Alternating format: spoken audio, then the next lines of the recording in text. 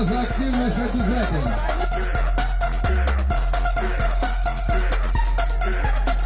Давайте посоветуем судье на ковре, пусть он скажет бабушке, что он единолично не решает, что тут судейская бригада.